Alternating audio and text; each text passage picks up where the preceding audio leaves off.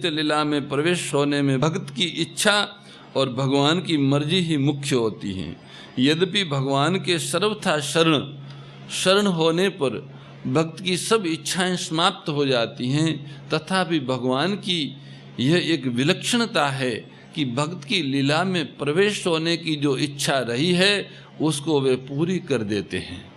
केवल पारमार्थिक इच्छा को ही पूरी करते हो ऐसी बात नहीं, किंतु भक्त की पहले जो सांसारिक यत किंचित इच्छा रही हो उसको भी भगवान पूरी कर देते हैं। जैसे भगवत दर्शन से पूर्व की इच्छा के अनुसार ध्रुव जी को 37,000 वर्ष का राज्य मिला और विभीषण को एक कल्प का। तात्पर्य ये हुआ कि भगवान भगत की इच्छा को पूरी कर देते हैं और फिर अपनी मर्जी के अनुसार उसे वास्तविक पूर्णता की प्राप्ति करा देते हैं, जिससे भक्त के लिए कुछ भी करना, जानना और पाना शेष नहीं रहता है। अनन्य भक्त की खुद की जो उत्कट अभिलाषा है, उस अभिलाषा में ऐसी ताकत है कि वह भगवान में भी भक्त से मिलने की ऐसी तीव्र अभिलाषा पैदा कर देती है। भगवान की इस अभिलाषा में बाधा देने की किसी में भी सामर्थ्य नहीं है। अनंत सामर्थ्यशाली भगवान की जब भक्त की तरफ कृपा उमड़ती है, तब वह कृपा भक्त के संपूर्ण विघ्नों को दूर करके भक्त की योग्यता अयोग्यता को किंचन मात्र भी न देखती हुई भगवान को भी प्रवश कर देती है, जिससे भगवान भक्त के सामने तत्काल प्रकट हो जाते हैं। जहाँ भगवान ने ज्ञान की पराकाष्ठा बताई, वहाँ ज्ञान से केवल जानना और प्रवेश करना, ये दो बातें आई है। ततो माँ तत्वतो ज्ञातवा विशते तदंतरम। परंतु यहाँ भक्ति से जानना, देखना और प्रवेश करना, ये तीनों बताए हैं। भक्ति से भगवान के दर्शन भी हो सकते हैं, भक्ति की विशेषता है। जबकि ज्ञान की परानिष्ठा होने पर भी भगवान के दर्शन नहीं होते। अतः भक्ति की विशेष महिमा है। भक्ति में समग्र की प्राप्ति होती है। ब्रह्म की प्राप्ति में जानना और प्रवेश करना, ये दो बातें हो सकती है, पर वासुदेव सर्वम की प्राप्ति में जानना, प्रवेश करना और देखना, ये तीनों बातें होती हैं। कारण कि एक देश में एक देशीयता होती है और संपूर्ण में संपूर्णता होती है। अब भगवान अनन्य भक्ति के साधनों का वर्णन अगले 55वें श्लोक में करते हैं।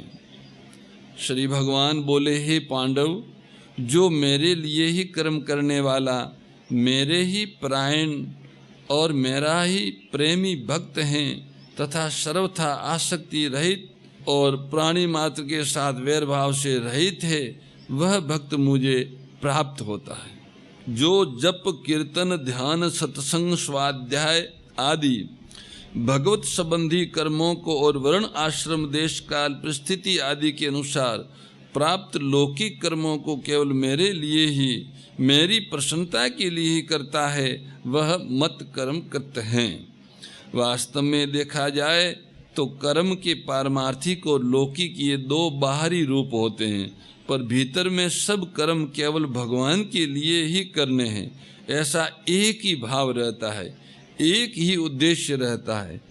कहने का भाव यह है कि भक्त शरीर इंद्रियों मन बुद्धि से जो कुछ भी कर्म करता है वह सब भगवान के लिए ही करता है। कारण कि उसके पास शरीर मन बुद्धि इंद्रियों योग्यता करने की सामर्थ्य समझ आदि जो कुछ है वो सब की सब भगवान की दी हुई है और भगवान की है, तथा वो स्वयं भी भगवान का ही है। वह तो केवल भगवान की प्रसन्नता के लिए ही भगवान की आज्ञा के अनुसार भगवान की दी हुई शक्ति से निमित्त मात्र बनकर कार्य करता है। यही उसका मत कर्म कृत होना है। मत परम, जो मेरे को ही प्रमोत्कृष्ट समझकर केवल मेरे ही परायण रहता है, जिसका परम प्रापण्य, परम ध्येय, परम आश्चर्य केवल मैं ही हूँ, ऐसा भक्त मत परम है। मद भक्त जो केवल मेरा ही भक्त है, जिसने मेरे साथ अटल संबंध जोड़ लिया है। मैं केवल भगवान का ही हूँ और केवल भगवान ही मेरे है, तथा मैं अन्य किसी का भी नहीं हूँ और अन्य कोई भी मेरा नहीं है। ऐसा होने से भगवान में अतिशय प्रेम हो जाता है, क्योंकि जो अपना होता है वो अपने को अत्यंत प्रिय लगता है। प्रेम की जागृति में अपनापन ही मुख्य है। वह भक्त सब देश में, सब काल में, संपूर्ण वस्तु व्यक्तियों में और अपने आप में सदा सर्वदा प्रभु को ही परिपूर्ण देखता है। इस दृष्टि से प्रभु सब देशों में होने से यहाँ भी है, सब कालों में होने से अभी भी है, संपूर्ण वस्तु व्यक्तियों में होने से मेरे में भी है और सबके होने से मेरे भी है। ऐसा भाव रखने वाला ही मद भक्त है। संग वर्जित निर्वैर सर्वभूतेषु, यह केवल भगवान के लिए ही कर्म करने से, केवल भगवान के ही परायण रहने से और केवल भगवान का ही भक्त बनने से क्या होता है, इसका उपरोक्त पदों से वर्णन करते हैं कि वह संग वर्जित हो जाता है। उसकी संसार में आसक्ति, ममता और कामना नहीं रहती है। आसक्ति, ममता और कामना से ही संसार के साथ संबंध होता है।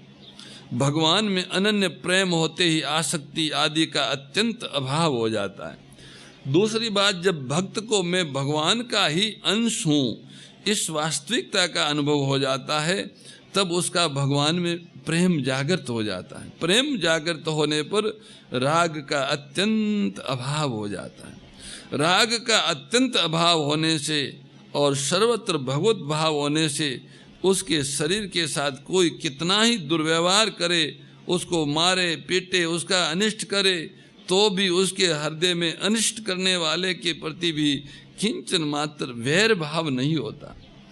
वह उसमें भगवान की मर्जी, उनकी कृपा मानता है। ऐसे ही भक्त को भगवान ने निर्वैर सर्वभूतेषु कहा है। संगवर्जिता और निर्वैर सर्वभूतेषु, इन दोनों का वर्णन करने का तात्पर्य है कि उसका संसार से सर्वथा संबंध विच्छेद हो जाता है। ये बताने में है, संसार से संबंध विच्छेद होने पर, संसार से जो आसक्ति, ममता, कामना थी वो समाप्त होने पर उनको परमात्मा की प्राप्ति हो जाती है। परमात्मा की प्राप्ति में बाधा संसार की आसक्ति ही, और कोई बाधा नहीं है।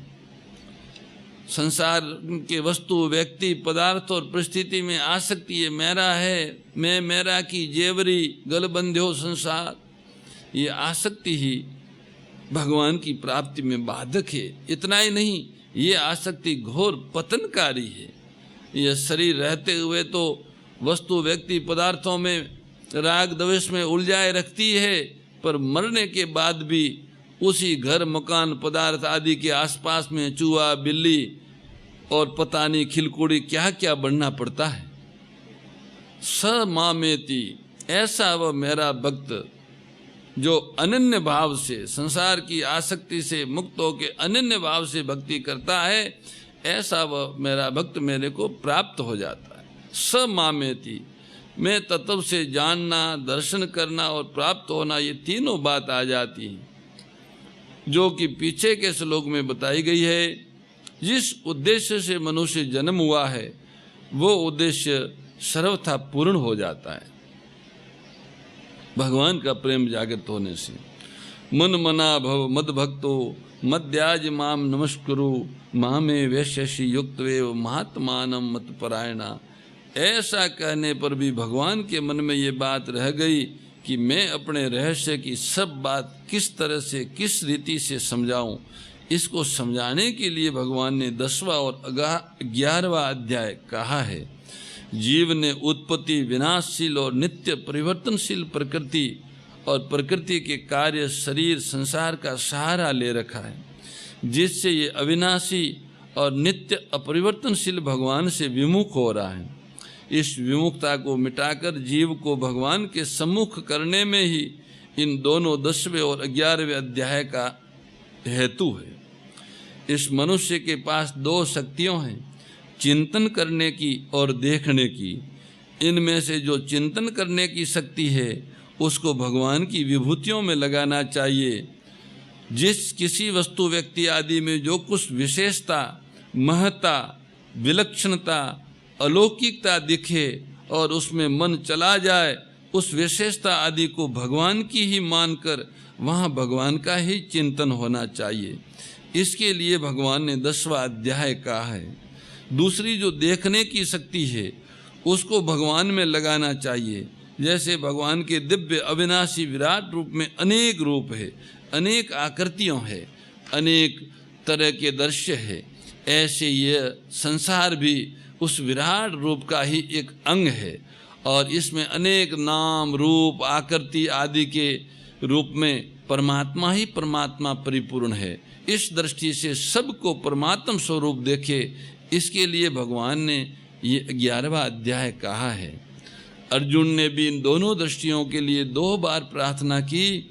10वें अध्याय के 17वें श्लोक में अर्जुन ने कहा, हे भगवान, मैं किन किन भावों में आपका चिंतन करूं? तो भगवान ने चिंतन शक्ति को लगाने के लिए अपनी विभूतियों का वर्णन किया।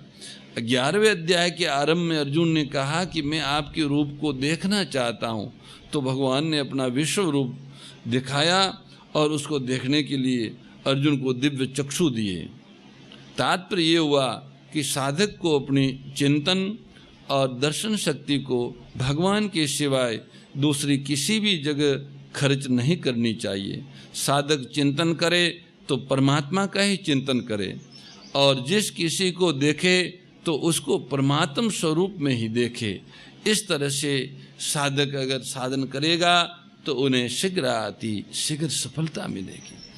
10वें और 11वें अध्याय का सहारा ये दोनों में बताए हुए साधन, विभूतियों का चिंतन और विराट में विष्णु दर्शन, इन दोनों को अपना के साधक अपना कल्याण कर सकता है। जिस भक्ति से भगवान चतुर्भुज रूप से देखे जा सकते हैं, उसी भक्ति का स्वरूप बताते हैं कि मनुष्य संसार में संबंध विच्छेद करके, मानी संसार से ममता, कामना और आसक्ति का त्याग करके सर्वथा मेरे प्रायण हो जाए। मत कर्म करत, इस स्थूल शरीर से भगवान के प्रायण होना है। मत परम, यह सूक्ष्म तथा कारण शरीर से भगवान के प्रायण होना है। और मद भक्त, ये स्वयं आत्मा से भगवान के प्रायण होना है। क्योंकि मैं भगवान का हूँ और भगवान मेरे है, ये स्वयं आत्मा की स्वीकृति है। स मामेति, और इस तरह से वो मेरे संपूर्ण रूप को प्राप्त हो जाता है। इस प्रकार ओम तत्सत, इन भगवान नामों के उच्चारण पूर्वक ब्रह्म विद्या और योग शास्त्र में श्रीमद् भगवद गीता उपनिषद रूप श्री कृष्ण अर्जुन संवाद में विश्व रूप दर्शन योग नाम का 11वां अध्याय पूर्ण हुआ। अब भगवान नाम संकीर्तन प्रार्थना। राम श्री राम, राम श्री राम,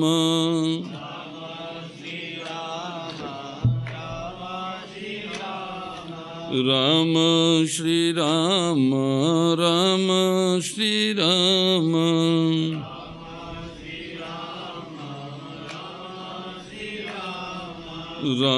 राम श्री राम, राम श्री राम, श्री राम, राम श्री राम, राम श्री राम, राम श्री राम, राम श्री राम, राम राजा सरकार की जय। श्री सुरभि नमः प्रार्थना। जय जय सुर नायक, जन सुखदायक, प्रणत पाल भगवंता, गोदीव जहितकारी, जय यशुरारी, सिंधु सुता प्रियकंता, पालन सुरधरणी, अद्भुत करणी, मरमन जानहि कोई, जो सहज कृपाला दीन दयाला करहु अनुग्रह सोई। जय जय अविनाशी सब घटवासी व्यापक परमानंदा। अभिगत गोतीतम चरित पुनीतम माया रहित मुकुंदा। जय लागी विरागी यति अनुरागी विगत मोह मुनि वृंदा। निशि बासर ध्यावहि गुण गण गावहि जयति सच्चिदानंदा। जय सृष्टि उपाय त्रिविध बनाई संग सहाय दूजा। सो करहु अघारी चिंता हमारी जानहि भगति न पूजा। सकल शास्त्र की स्वामी सकल शास्त्र की स्वामी श्रुतियों के रानी। ओम जय भगवद गीते दया सुधा बरसावनी मातु कृपा कीजे। ओ मैया मातु कृपा कीजे। हरि पद प्रेम दान कर प्रभु पद प्रेम दान कर अपनो कर लीजे। ओम जय भगवद गीते जय भगवद गीते। ओ मैया जय भगवद गीते। हरि कमल विहारिणी प्रभु हिय कमल विहारिणी सुंदर सुपुनीते। ओम जय भगवद गीते। परम श्रद्धेय गौरीशी स्वामी श्री दत्त शरणानंद जी महाराज की प्रेरणा व मार्गदर्शन में विश्व के सबसे बड़े गौ सेवा संस्थान श्री गोधाम महातीर्थ पथमेड़ा द्वारा संरक्षित लाखों बीमार विकलांग वृद्ध एवं अशक्त गोवंश वेद लक्षणा गोमाता की सेवा के साथ साथ भारतीय गोवंश का संरक्षण संपोषण संवर्धन एवं उनसे प्राप्त पंचगव्यों का परिष्करण व विनियोग करना, घर घर गोपालन, गो अभ्यारण्य, घास चारा उत्पादन हेतु गोचर भूमि का विकास, गोपालन लोक संस्कृति के पुनर्जागरण हेतु वेद लक्षणा गो महिमा का प्रचार प्रसार करना तथा गोपालक किसानों के स्वावलंबन हेतु गो कृषि अन्न एवं गो दुग्धान का गुणवत्ता युक्त बाजार तैयार करना श्री गोधाम महातीर्थ का पावन उद्देश्य है। आप सभी दानदाता श्री गोधाम महातीर्थ पथमेड़ा द्वारा संचालित गो सेवा महाअभियान में बढ़ चढ़कर सहयोग कर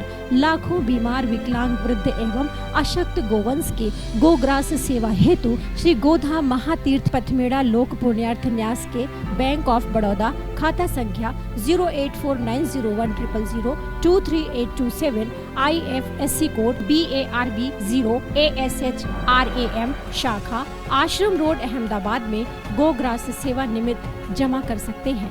अधिक जानकारी के लिए संपर्क करें 7742093179 7665059999 7073000151।